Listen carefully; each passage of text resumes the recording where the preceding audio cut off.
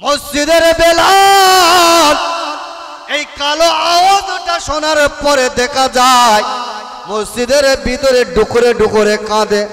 ওগো আমার আল্লাহ, আমি ইসলামের জন্য এত কষ্ট করেছি, ইসলামের জন্য এত মেহনত করেছি, ইসলামের জন্য সব কিছু ত্যাগ করে দিয়ে কলেমা পড়েছি। বিশ্বনবী আমাকে বেলাল বানিয়ে দিয়েছে। আমি বেলাল ফজরের আযান দেয়নি বলে আমার আল্লাহ আপনি সকাল করে দেননি, অন্ধকার অন্ধকার করে রেখেছিলেন।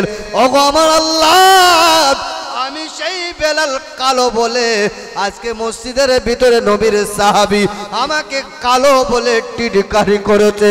ওগো আমার আল্লাহ, এই কালো টিটকারি করার আগে কেন আমাকে তুলে নেননি, আমাকে কেন দুনিয়া থেকে বিদায় করে দেননি?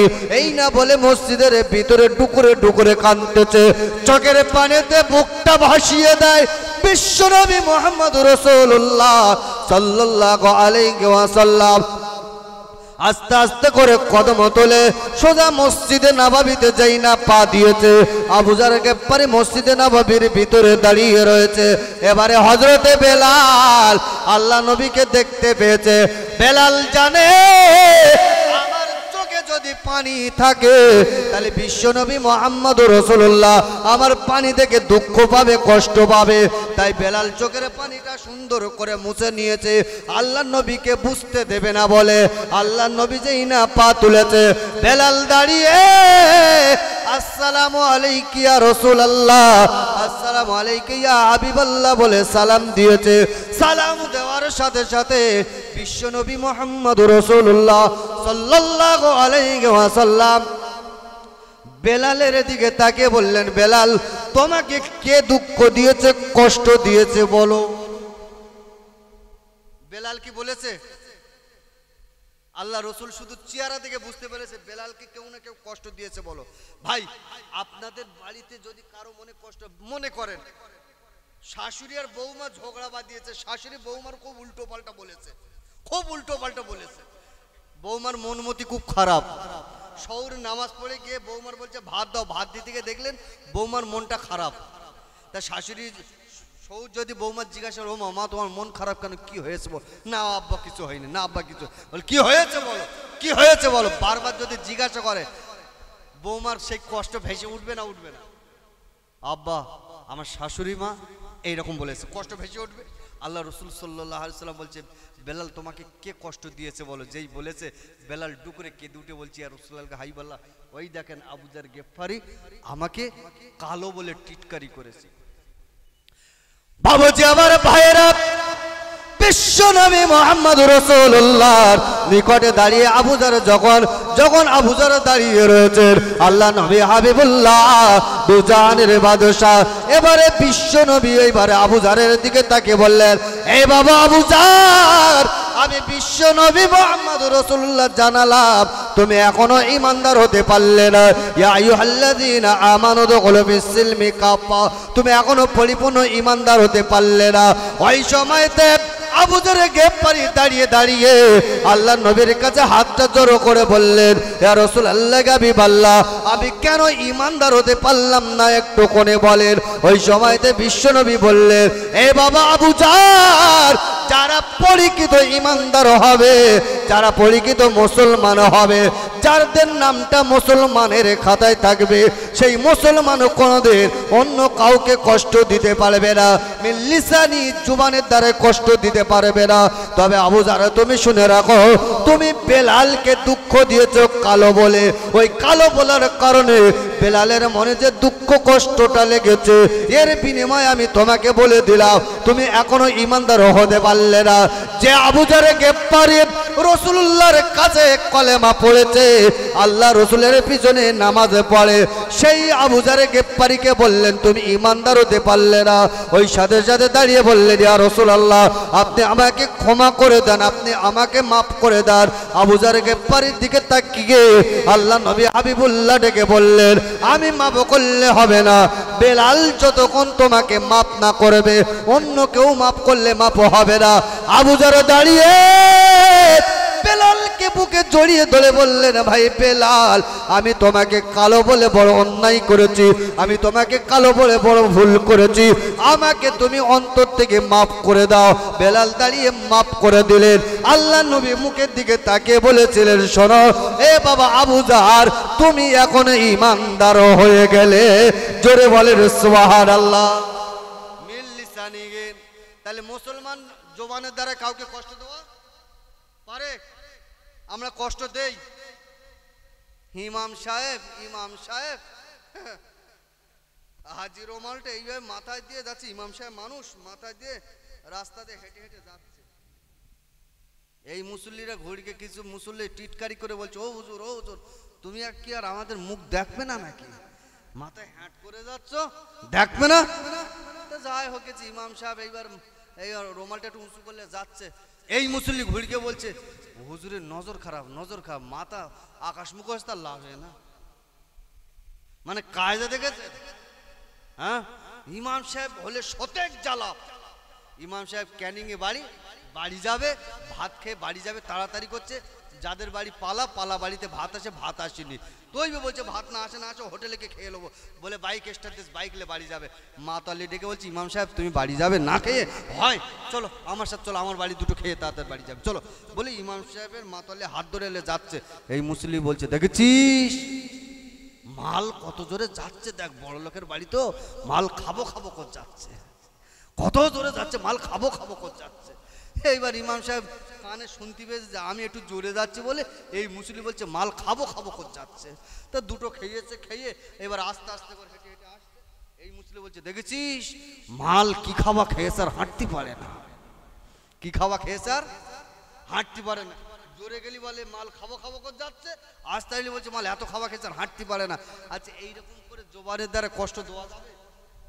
কিন্তু আমরা নামাজ পড়ছি, কায়দা হাসির ছলে কষ্ট দেই না? হ্যাঁ, একবার দরুদ শরীফ আল্লাহুম্মা সাল্লি আলা।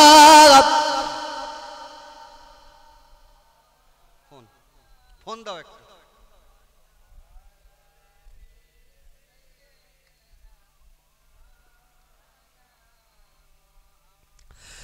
আজকে আমি এইখানেতে, কালকে কোথায় জানি না,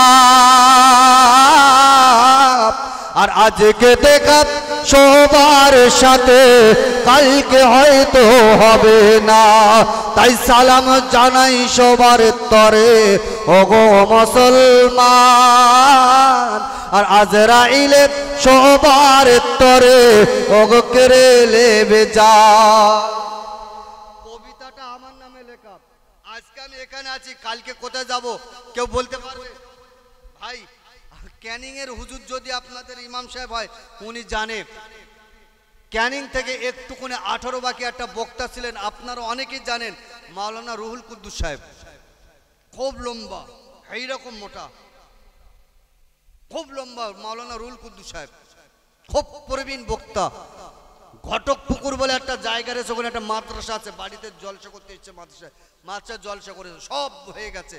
জলসা থেকে নেমে একটা গালে পান দিয়েছে, পান দিয়ে আরেকটা জলসায় যাবে, রেডি, শুধু গাড়ি নিয়ে আসবে, জলসা যাবে। এইবারে দাঁড়িয়েছে, গালে পান দিয়েছে, শুধু গাড়ি আসতে অপেক্ষা। বলছে আমার কেমন হচ্ছে, আমাকে একটু বসার জায়গা দাও। বয়েছে। আজরাইল ওইখানে এসে বলছে, মাওলানা রুহুল কুদ্দুস সাহেব দ্বিতীয় জলসা করতে হবে না, এখান থেকে তুলে নেবো। ওই জায়গাতে যান কবজ করে নিয়ে চলে গেছে। বলেন ইন্না লিল্লাহি ওয়া ইন্না ইলাইহি রাজিউন। আচ্ছা, মাওলানা রুহুল কুদ্দুস সাহেব যদি জানতো জলসা আসতো, যখন গেলে আজরাইল আসবে, এই আমার টুটি টিপে ধরবে, আসতো কি? আসতো না। কবিতাটা আমি নিজে লিখেছি, দেখেন। আজকে আমি এইখানেতে, কালকে কোথায় জানি না, আর আজকে দেখা সবার সাথে, কালকে হয়তো হবে না।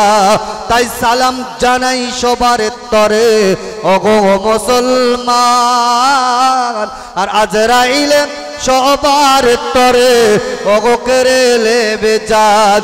জীবন সামনাতে হোখানি, বলবে সবাই লাশ, আর থাকবে না কেউ ঘরে বসে, সবাই কাটবে ঝাড়ের বাঁশ। ঠিক না ভুল? আচ্ছা, আমরা যারা বসে আছি, আমাদের কোডাপন নাম আমাদের কোটা নাম বলে, মানুষের কোটা নাম, হ্যাঁ আমার একটা বাপ বলছে একটা, প্রত্যেকটা মানুষের 4টে করে নাম, কোটা নাম 4টে। যদি বলেন কারো দেখেন আপনার মেয়ের বিয়ে দিয়েছেন, মেয়ের কোচি হয়েছে, আপনি দেখতে যাচ্ছেন, কোচির নাম আব্দুল সাত্তার, গিয়ে কি বলেন যে আব্দুল সাত্তারকে আমার কোলে দাও, বলি কি আমরা কি বলি, কোচি মোনা, তাহলে কোটা হলো আব্দুল সাত্তার একটা নাম, কোচি একটা নাম, তাহলে কোটা হলো দুটো। আব্দুল সাত্তার যদি বিয়ে করতে যাচ্ছে, গাড়িতে উঠে যাচ্ছে, আপনি জানেন যে আমার নাতি আব্দুল সাত্তার, তবু কি বলি বর বর, তাহলে কোটা হলো আব্দুল সাত্তার ইন্তেকাল করেছে, খাটিয়ায় করে নিয়ে যাচ্ছে, সবাই জানে আব্দুল সাত্তারের লাশ, তবু আমরা কি বলি, বলি কি যে আব্দুল সাত্তার আসছে লাশ, তাহলে কোটা হলো 4টে। আব্দুল সাত্তার একটা, কিন্তু কোয়ালিটি পাল্টেছে, মেয়ের বিয়ে দিয়েছে, ওই মেয়ের বাচ্চা হচ্ছে আব্দুল সাত্তার কেতায় মতে, রাতের বাচ্চা তো কেতায় মতে, বলে মা তুলে লে, এরকম তুলে, আগেকার মা তুলে এনে বলতে করছি মুতেলে মুতেলে মুতেলে, বলতো না বলছে মুতেলি তো, তারপরে মা তুলে বলছে এই করছি হিসি কর হিসি কর হিসি কর, মুখ চলে গেছে, হিসি করলো, এখন মারা তুলে বলছে করছি, মানে কি করছে, বার করছে। তাই কবি কি সুন্দর করে বলছে, জীবন সামনা দেহ খানি বলবে সবাই লাশ, আর থাকবে না কেউ ঘরে বসে, সবাই কাটবে ঝাড়ের বাঁশ, হাওয়ার বেগে পৌঁছে যাবে সবাই মরণের খবর, আর সেই সুযোগে খুঁড়বে রে ভাই তোমার তরে কবর, ওই আধার কবরে শুইতে হবে আবার তাতে একা, আর ছেলে মেয়ে ভাগ করিবে সবাই থাকবে যত টাকা, গাড়ি বাড়ি লইয়া তারা ওড়াবে বাগান, সেদিন তোমার কি হবে ভাই ভাবো একবার, আল্লাহুম্মা সাল্লি আলা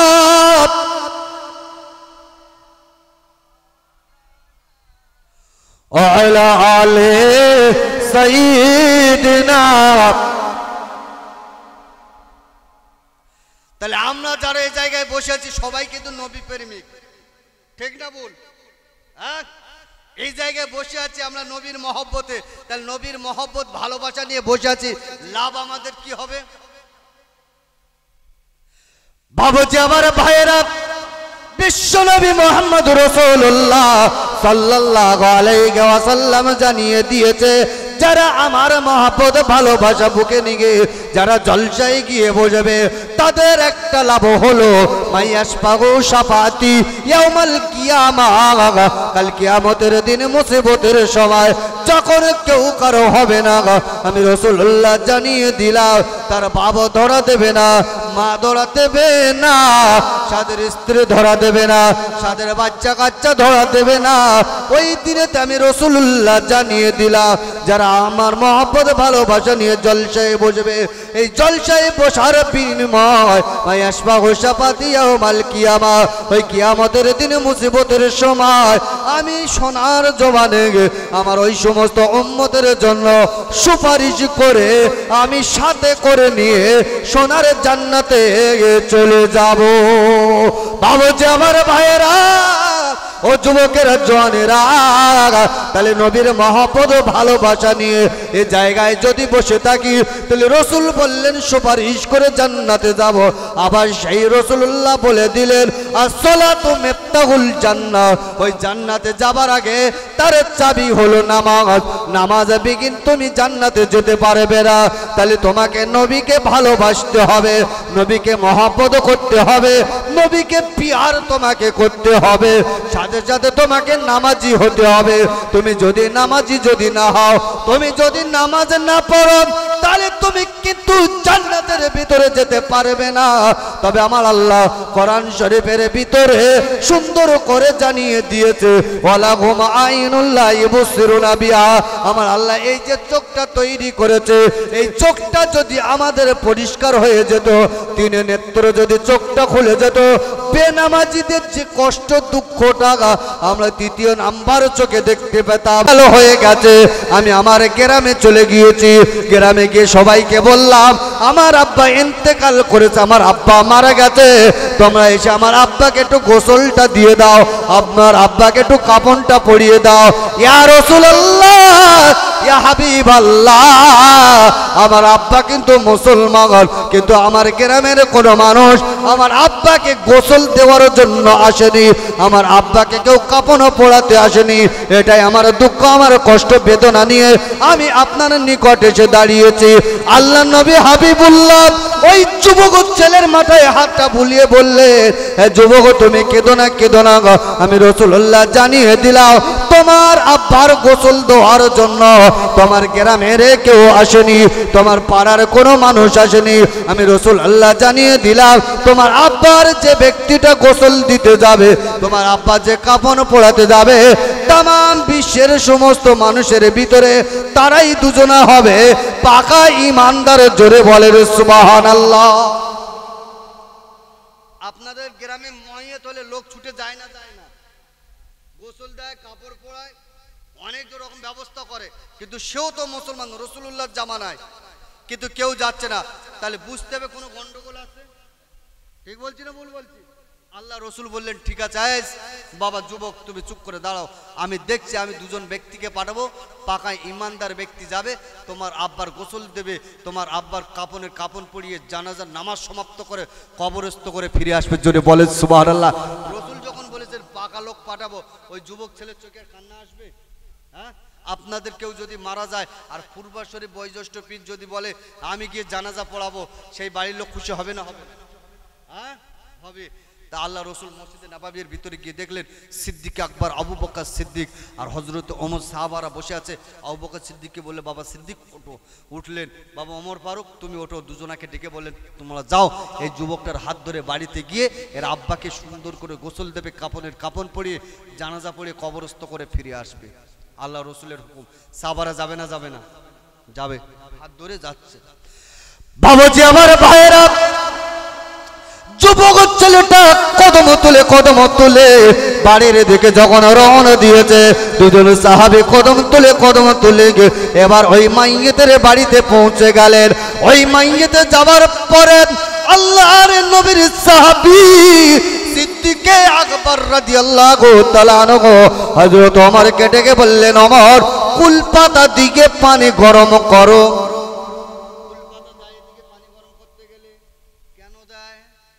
এখন তো ফিল্টার পানি, সে জামানায় ফিল্টার পানি ছিল না। রসুল বলছে কুলপাতা দিলে পানি ফিল্টার হয়ে যায়। জোরে বলে সুবহানাল্লাহ। কুলপাতার একটা বড়ই পাতার পাওয়ার আলাদা। বলছে ওমর তুমি পানি গরম করো। ওমর ফারুক পানি গরম করতে তৈরি হয়েছে, রেডি হয়েছেন। সিদ্দিক আকবর যুবক ছেলেকে ডেকে বলছে কোচি তোমার আব্বার লাশটা কোথায়? তোমার আব্বার লাশটা একটু দেখে আসি। কোথায়?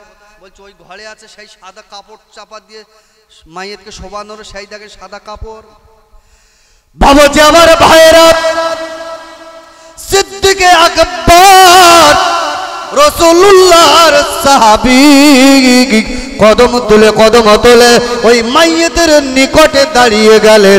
আর মাইয়েতের নিকটে দাঁড়িয়ে ওইবার মুখের কাপড়টা আলগা করেছে।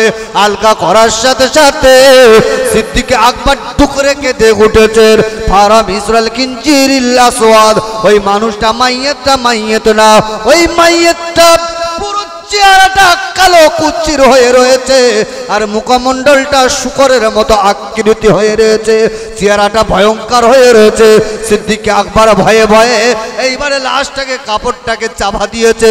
দুপুরে কেঁদে উঠলেন, উঠে বললেন ভাই ওমর ওমর তুমি কার গোসল দেওয়ার জন্য পানি গরম করো, তুমি তাড়াতাড়ি আমার কাছে চলে আসো। হযরত ওমর অবাক হয়ে গেলেন। সিদ্দিক আকবর মাইয়ের দেখতে গিয়ে ডুকরে কেঁদে উঠলেন। কারো তাই হযরত ওমর ফারুক ছুটে ছুটে গেলেন। ছুটে ছুটে গিয়ে সিদ্দিক আকবরের কাছে গিয়ে বললেন, ভাই সিদ্দিক আকবর, আপনি এমন করে কাঁদেন কেন, কি হয়েছে বলেন।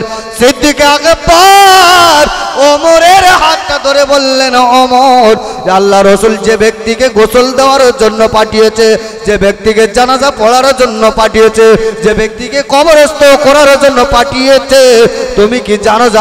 ওই দেখো ফারা মিসরাল কিঞ্জিরিল আসওয়াদ, ওই মানুষটা শুকরের আকৃতি পড়ে রয়েছে, তার চেহারাটা বড় ভয়ঙ্কর। হযরত ওমর মুখের কাপড়টা আলগা করলেন। আলগা করার পরে থরথর করে কাঁপতে শুরু করলেন। সিদ্দিক আকবর কাপড়টা চাপা দিয়েছে। হযরত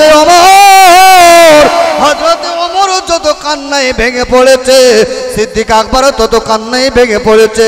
না না, আমরা গোসল দিতে পারবো না, না না, আমরা জানাজা পড়াতে পারবো না। এই না বলে দুজন সাহাবী কদম তুলে মসজিদে নববীর কিনারায় দাঁড়িয়ে গেলেন। আসসালামু আলাইকা ইয়া রাসূলুল্লাহ, আসসালামু আলাইকা ইয়া হাবিবাল্লাহ। এই না বলে মসজিদে নববীর কিনারায় দাঁড়িয়ে দাঁড়িয়ে হযরত নয়নে কাঁদে। আল্লাহ নবী দাঁড়িয়ে সিদ্দিক আকবরের দিকে তাকে বললেন, হে বাবা সিদ্দিক আকবর, আমি যে তোমাদেরকে পাঠালাম জানাজা নামাজটা সমাপ্ত করে আসতে, ওই ব্যক্তিকে কবরস্থ করে আসার জন্য পাঠালাম, কি হয়েছে এত তাড়াতাড়ি ফিরে আসলে কেন? ইয়া রাসূলুল্লাহ, ইয়া হাবিবাল্লাহ, আপনি যে ব্যক্তিকে গোসল দিতে পাঠিয়েছেন, যে ব্যক্তিকে জানাজা পড়াবার জন্য পাঠিয়েছেন, যে ব্যক্তিকে কবরস্থ করার জন্য পাঠিয়েছে, ওই ব্যক্তিকে আমরা কাপড়টা আলগা করে দেখলাম, ফারা মিসরাল কিঞ্জিরিল আসওয়াদ, ওই ব্যক্তিটা চেহারাটা পুরো শুকরের মতো হয়ে রয়েছে। আমরা কাকে গোসল দেব বলেন? তার চেহারাটা শুকরের মতো কালো কুচ্চির হয়ে রয়েছে।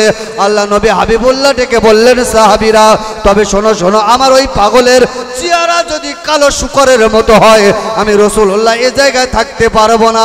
চলো চলো, আমিও যাবো রাসূলুল্লাহ ওই মাইয়েতের বাড়িতে যাব। আল্লাহ নবী হাবিবুল্লাহ মাইয়েতের বাড়িতে গিয়ে হাজির হয়ে গেলেন। ওই মাইয়েতের বাড়িতে গেলেন। আল্লাহ নবী গিয়ে মাইয়েতের কিনারায় গিয়ে কাপড়টা আলগা করে দেখেন, ফারা মিসরাল কিঞ্জিরিল আসওয়াদ, ওই লাশটা শুকরের মতো হয়ে রয়েছে, চেহারাটা বড় ভয়ঙ্কর হালতে রয়েছে। আল্লাহর নবী হাবিবুল্লাহ দু জাহানের বাদশাহ সোজা সেজদায় পড়ে গেলেন।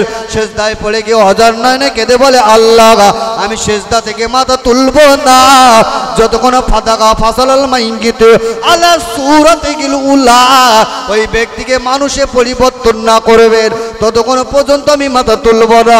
এই না বলে যখন হযরত নয়নে কাঁদে, আল্লাহ নবী যখন আল্লাহর দরবারে দোয়া করে, আমার আল্লাহ জিবরাইলকে ডেকে বলে, জিবরাইল, আমার হাবিবের কাছে চলে যাও, আমার হাবিব দোয়া করবে, আমার হাবিব কাঁদবে, আমি আল্লাহ সহ্য করতে পারবো না, আমি আমার হাবিবের দোয়াটাকে কবুল করে নিয়ে ফাতাকা ফাসারাল মাইগিত আলা সূরাতিল উলা, আমার রাসূলের দোয়াকে কবুল করে আমি ওই শুকরের আকৃতিটাকে আমি মানুষে পরিবর্তন করে দিলাম। একটু জোরে বলেন সুবহানাল্লাহ। যাও, জিবরাইল এসে বলছে, হুজুর মাথা তোলেন, যে মানুষের জন্য কাঁদছে আমার আল্লাহ তাকে মানুষে পরিবর্তন করলেন। জোরে বলেন সুবহানাল্লাহ। মুখের কাপড় আলগা করে দেখছে, ফুটফুটে চেহারা সুন্দরে মানুষে পরিবর্তন হয়েছে। জোরে বলেন সুবহানাল্লাহ। রাসূল বলে, এই গোসল দাও। গোসল দিলেন, কাপড় পরালেন, চলো জানাজার ময়দানে, আপনাদের মাঠে জানাজার মাঠে নিয়ে আসা হলো, লাশটাকে রাখা হলো। ইমাম সাহেব দাঁড়িয়েছে, কাতার কাতার সবাই কাতার সোজা করছে, করে না করে না, কাতার সোজা করছে। ইমামতি করবেন বিশ্বনবী মুহাম্মদুর রাসূলুল্লাহ। আল্লাহ রাসূল সাল্লাল্লাহু আলাইহি ওয়াসাল্লাম মাইয়েতের কিনারায় দাঁড়িয়ে হাত তুলেছেন, জানাজা পড়াবে। কে? বিশ্বনবী মুহাম্মদুর রাসূলুল্লাহ। সিদ্দিক আকবর রাদিয়াল্লাহু তাআলা আনহু পিছন দাঁত থেকে ছুটে আসলেন। আল্লাহ রসুলের এইভাবে দুটো হাত এইভাবে জড়িয়ে ধরলেন, ধরে হাতটাকে নামিয়ে দিলেন। এই হাতটা নামিয়ে দিলেন। সাহাবার অবাক হয়ে গেলেন, আল্লাহ রসুল নিয়ত করতে গিয়েছে, কিন্তু সিদ্দিক আকবর হাতটাকে নামিয়ে দিলেন কেন? সিদ্দিক আকবর দাঁড়িয়ে বললেন, ইয়া রাসূলুল্লাহ, হাবিব আল্লাহ, ওয়ালাহুম আইনুল্লাহ ইবসিরুনা বিহা, যে আমার আল্লাহ চোখ তৈরি করেছে, ওই চোখটাকে দিয়ে দেখেন ওই মাইয়েরটাকে, আল্লাহর গজবের সাপ কেমন করে মাইয়েরটাকে জড়িয়ে সবল দিচ্ছে, দেখেন কাপনের ভিতরে মাইয়েরটাকে সবল দিচ্ছে, আর মাইয়েরটা সবুজ হয়ে যাচ্ছে, নীল হয়ে যাচ্ছে বিষের কাছে। একটুকুনি দেখেন আল্লাহ রাসূল দেখলেন একটা বিষাদর সাপ সবল দিচ্ছে, সবল দেওয়ার সাথে সাথে পুরো মাইয়েরটা সবুজ। আবার যখন মুখ টেনে নেয় আবার মানুষের পরিবর্তন হয়, আবার সবল দেয়, আবার সবুজ হয়ে যায়। সিদ্দিক আকবর রাদিয়াল্লাহু তাআলা আনহু এইরকম একটা লাঠি তুলেছেন সাপটাকে মারবে, মাইয়েতকে জড়িয়েছে, সাপটাকে মারবে। বাবাজি আমার ভাইরা, সিদ্দিক আকবর রাদিয়াল্লাহু তাআলা আনহু যেই না লাঠিটা তুলেছে, কিতাবের ভিতরে লেখা ওই সাপটা কাপনের ভিতরে থেকে আস্তে আস্তে করে মাথাটা লম্বা করে দিয়েছে। মাথাটা এইভাবে লম্বা করে দেওয়ার পরে আল্লাহ নবীর সাহাবী সিদ্দিক আকবরের দিকে মাথাটা ফেনা তুলে বললেন, আশহাদু আল্লা ইলাহা ইল্লাল্লাহু আশহাদু আন্না মুহাম্মাদুর রাসূলুল্লাহ, আমি সাক্ষী দিলাম ইনি হলেন নবী মুহাম্মাদুর রাসূলুল্লাহ। জোরে বলেন সুবহানাল্লাহ। ওই সাবুত দাঁড়িয়ে সিদ্দিক আকবরের দিকে তাকিয়ে বললেন, এ বাবা সিদ্দিক আকবর, আমি কি অন্যায় করেছি, কি অপরাধ করেছি, কেন তুমি লাঠিটা তুলেছ, আমাকে আঘাত করবে বলো। ওই সময়তে সাপ ডেকে বললে, ওই সময়তে সিদ্দিক আকবর ডেকে বললেন, এই সাপ একটা মাইয়েতকে তুমি সবল দিয়ে কষ্ট দেবে, আমি সিদ্দিক আকবর সহ্য করতে পারবো না, তাই আমি তোমাকে মারার জন্য লাঠি তুলেছি। সাপ বললেন, সিদ্দিক আকবর, আমার আল্লাহ আমার মতো লক্ষ লক্ষ কোটি কোটি সাপ তৈরি করেছে। দুনিয়াতে যারা বেনামাজি হবে, ওই বেনামাজিকে দুনিয়াতে দাফন করার আগে আগে তাদেরকে কষ্ট দেওয়ার জন্য আমাদের মতো লক্ষ লক্ষ সাপ তৈরি করেছে। যাই না বলেছেন বিশ্ব নবী, হাত দুখানা তুলে বলে, আল্লাহ আমার সামনে কষ্ট দেবে, আমি রাসূলুল্লাহ সহ্য করতে পারছি না। এই না বলে আল্লাহ পাকের দরবারে দোয়া করলেন, আমার আল্লাহ ওই গজবের সাপকে বললেন, গজবের সাপ তুমি মাইয়েতের কাছ থেকে চলে এসো। কথার কথা জবানে রয়েছে, ওই সাপটা মুহূর্তের মধ্যে মাইয়েতের কাছ থেকে দূরে সরে গিয়েছে। জোরে বলেন সুবহানাল্লাহ। আর সাপ নেই। সিদ্দিক আকবরকে আল্লাহ রাসূল, সিদ্দিক আকবর দেখো তো সাপ আছে, বলছে হুজুর না সাপ নেই। ভালো করে কাপড় আলগা করে দেখলেন সাপ নেই। জানাজা পড়াবে কে? বিশ্বনবী মুহাম্মদুর রাসূলুল্লাহ জানাজা পড়িয়ে দিলেন। লাশটাকে নিয়ে কবরস্থানে গেলেন, কবরের ভিতরে দুজন মানুষকে লাভালেন, ধরো লাশটাকে নামাও। লাশটাকে নামিয়েছে, বিসমিল্লাহি ওয়া আলা মিল্লাতি রাসূলিল্লাহি ওয়া ফি সাবিলিল্লাহ। দোয়া বলতে হয় না? দোয়া বলছে, একটা করে গেট খুলছে, দোয়া বলছে, গেট খুলছে, করতে করতে যে মুখের গেটটা খুলেছে, খুলেই দেখে ফারা মিসরাল খিনজিরিল আসওয়াদ। সে আগে যেমন শুকরের আকৃতি ছিল, ফের চেহারাটা শুকরের আকৃতি। বাবাজি আমার ভাইরা, কবরের ভিতরে দাঁড়িয়ে সিদ্দিক আকবর অবাক হয়ে গেল। যে মানুষটা রাসূলুল্লাহ জানাজা পড়ালেন, যে মানুষটা রাসূলুল্লাহ দোয়া করলেন যে মানুষটার জন্য, সেই মানুষটার কবরে লাভলাম। আর সেই কবরে লাভার পরে যখন মুখের কাপড়টা আলগা করে দেখি, ফারা মিসরাল কিনজিরিল আসওয়াদ, চেহারাটা শুকরের মতো। কবর থেকে লাভ দিয়ে উঠে আল্লাহ রসুলকে বললেন, ইয়া রাসূল আল্লাহ হাবিবাল্লাহ, আপনি লাশের কবরের ভিতরে একটা বার নজর করেন। নজর করে আল্লাহ রসুল দেখলেন ফারা মিসরাল কিনজিরিল আসওয়াদ, চেহারাটা শুকরের মতো। আল্লাহ নবী অবাক হয়ে গেলেন, টুকরে কেঁদে উঠে বললেন, এ বাবা যুবক, এ বাবা যুবক, তোমার আব্বাকে কবরস্থ করেছে, তুমি একটু আমাদের কাছে এসো। ওই মাইয়েতের একটাই মাত্র কলিজার টুকরা ছেলে বিশ্ব নবী মুহাম্মদুর রাসূলুল্লাহ কিনারে এসে দাঁড়িয়ে গেলেন। আল্লাহ নবী হাবিবুল্লাহ ডেকে বললেন, যুবক, তোমার আব্বা দুনিয়াতে কি কি খারাপ কাজ ছিল সেগুলো বলো। ওই সময় যুবক ছেলেটা বলেছিলেন, ইয়া রাসূলুল্লাহ হাবিবাল্লাহ, আমার আব্বা কিন্তু ভালো মানুষ ছিল, কিন্তু আমার আব্বার একটাই বদ খসলত ছিল, আমার আব্বা কিন্তু নামাজ পড়তো না। বাবুজি আমার ভাইরা, যেই না বলেছে আমার আব্বা নামাজ পড়তো না, আল্লাহ নবী হাবিবুল্লাহ সাহাবাদের দিকে তাকিয়ে বললেন, হে আমার সাহাবীরা, উনজুর হালামান তারাকাস সালাত, আমি রাসূলুল্লাহ তোমাদেরকে বললাম ভালো করে নজর করো, গৌর করো, ভালো করে দেখো, হালামান তারাকাস সালাত, বেনামাজের অবস্থাটা কি, দুঃখটা দেখো। বাবুজি আমার ভাইরা, বিশ্ব নবী মুহাম্মদ রাসূলুল্লাহ সাল্লাল্লাহু আলাইহি ওয়াসাল্লাম বললেন, দুনিয়াতে যারা আমার প্রেমিক হবে তারা কোনোদিন বেনামাজি হতে পারবে না। যারা দুনিয়াতে নামাজি হবে তাদের কিন্তু এমন কষ্ট দেওয়া হবে না, তবে যারা দুনিয়াতে বেনামাজি হবে তাদের জন্য আমার আল্লাহ এই রকম গজবের সাপ তৈরি করে রাখবে। তবে আমরা যারা আজকে নবী দিবসের পালন করছি, আজকে আমরা যারা এই জায়গায় বসে আছি, আমরা আজ থেকে শপথ করে নিয়ে নেই যে আজ থেকে আমার আল্লাহ যতদিন আমাদেরকে হায়াতে রাখবে 5 ওয়াক্ত নামাজ আর কাজা করব না। বলেন 5 ওয়াক্ত নামাজ কাজা করবেন? বলছো হুজুর ওই কথাটা বাদ দে, অন্য কি আছে সেইটা বলে। হ্যাঁ, রাত জায়গায় মিলাদ শুনবো, তবে রাত এত রাত গভীর রাত করে মিলাদ দোয়াই খারাপ না। বাজে এখন 2টো, বাড়ি যাবেন 2:30 বাজবেন, 3:30 ফজরে আজান হবে নাকি বলেন? 2:30টার সময় যদি সই 3:30 ফজরের নামাজ কোথায় বলেন জানি? জাহান্নামের গড্ডয়, জাহান্নামের ঘাটে ফজরের নামাজ মাফ করে দিয়ে ঘুমোচ্ছে রাত জেগে জলসা করে। ভাই তাহলে আমরা নবী দিবস পালন করব, আমাদের নামাজ পড়তে হবে না হবে না? নবীর আদর্শ মানতে হবে না হবে না? আল্লাহ পাক রব্বুল আলামিন আমাদের সকলের 5 ওয়াক্ত নামাজি বানিয়ে দিক। সকলে বলেন আল্লাহুম্মা আমিন। ভাই দেখতে দেখতে 1:45 বাজে, আসেন একটু নবীর সাথে সালাতু সালাম পড়ি। নবী সালাম।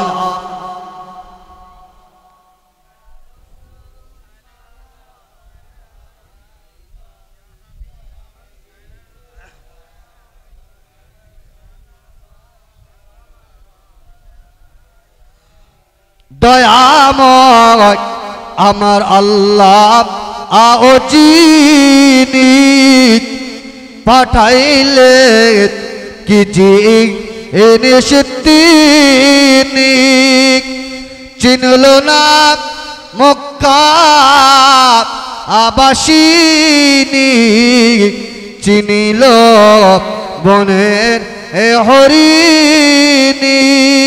নবী সালাম।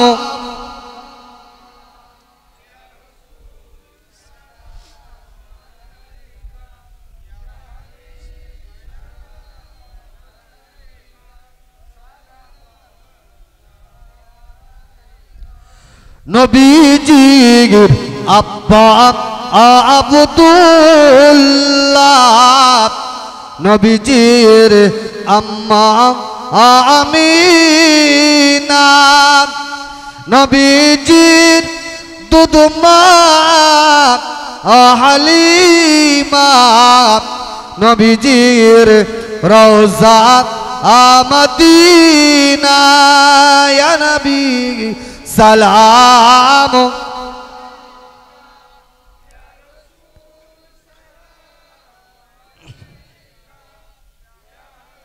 সালাম আলাইকুম।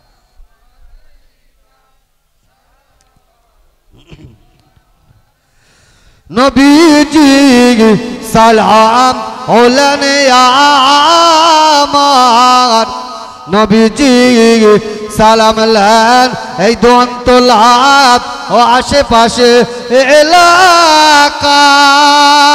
নবীজি সালাম লেন আমাদের সবার, আমরা যে গুনাহগার উম্মত ও আপনার। ইয়া নবী সালাম, ইয়া রাসূল সালাম, ইয়া হাবিব সালাম, সালাওয়াতুল্লাহ। সকলে আগে আগে বসেন, দোয়া হোক।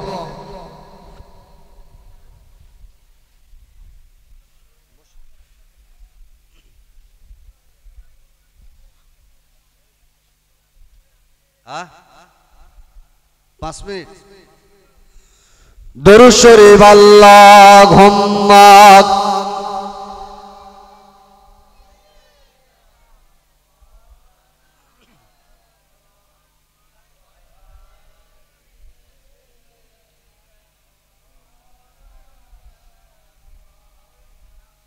ছুটে আসেন,